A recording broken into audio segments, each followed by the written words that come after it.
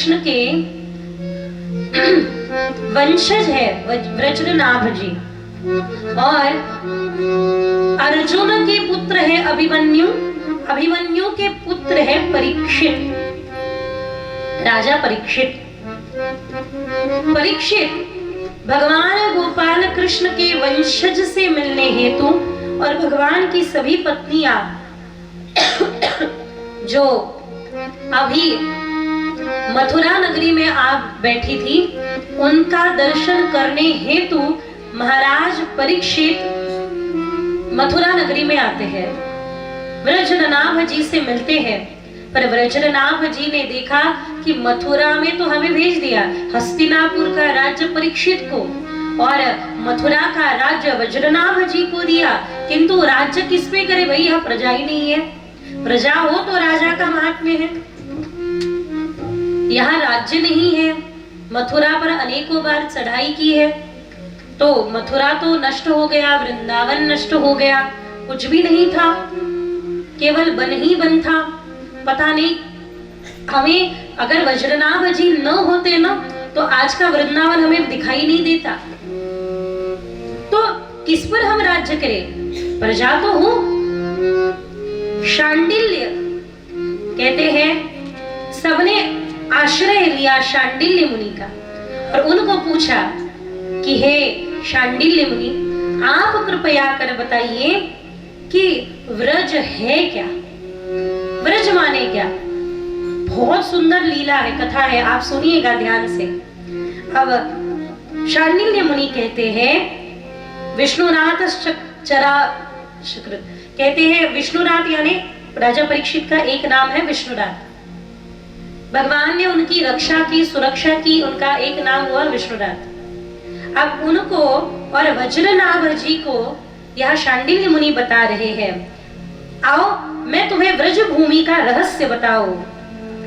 श्रुणतम दत्त चित्तो में रहस्यम व्रज भूमि, व्रज भूमिजम। हे श्री कृष्ण के वंशज और हे पांडवों के वंशज, आप दोनों को मैं व्रज भूमि का महात्म्य बताता हूँ। व्रज भूमि का अर्थ क्या है, व्रज जो व्यापक है। यहाँ आप देखोगे सच्चिदानंद भगवान की जो व्याख्या है, व्रज भूमि की व्याख्या वही की है। व्रजनम व्याप्तिरित्युक्ता व्यापनाद व्रज उच्यते, जो व्यापक है। और इतना ही नहीं, व्यापक तो है ही, जो भगवान के गुण है। कल हमने क्या सुने, भगवान का स्वरूप कैसा है, सत चित आनंद। हम भगवान के चिदांश हैं, आनंद तिरोहित हो गया है। ये सच्चिदानंद रूप जो प्रभु है, वही रूप व्रज भूमि का है। इसलिए आप देखना, हम अपने मस्तक पर व्रज भूमि का रज धारण करते हैं। जमुना जी जो है ना, हमारी जमुना जी, एक बार ठाकुर जी ने मान किया, तो श्री जी ने ठाकुर जी का जो भी वेश है वो जमुना जी को दिया। पर अब जमुना जी ने वो वेश धारण किया, प्रभु का मान दूर किया, श्री जी और लाल जी का मिलन कराया। अब ये जो श्रृंगार था, जो लाल जी का श्रृंगार जमुना जी ने धारण किया था, वो जमुना जी वापस लौटाने लगी कि प्रभु ये आपका है। तब श्याम सुंदर यमुना रानी को श्याम सुंदर कहते हैं कि हे श्याम सुंदर यमुना जी, आप मुझे अति प्रिय हो और इस स्वरूप में आप और सुंदर दिखाई देती हो। इसलिए आप देखना, जमुना जी के चित्रपट में, जमुना जी का जो चित्रपट है, वो जमुना जी का स्वरूप बिल्कुल ठाकुर जी के समान है। तो आप ये श्रृंगार वापस ले लीजिए लालन, श्याम सुंदर ले लीजिए। तो तब नंद नंदन गोपाल कृष्ण श्याम सुंदर लालन कहते हैं कि हे जमुना जी, अब आप इसे ही अपने पास रखो।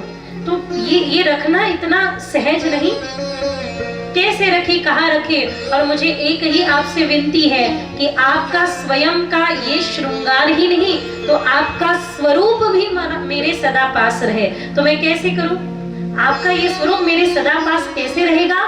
तब नंद नंदन गोविंद कहते हैं कि बिल्कुल रहेगा। आपके तट पर जो रेणु है, उस रेणु के, उस रज के रूप में मैं अपने एक स्वरूप से सदा आपके निकटतम रहूंगा।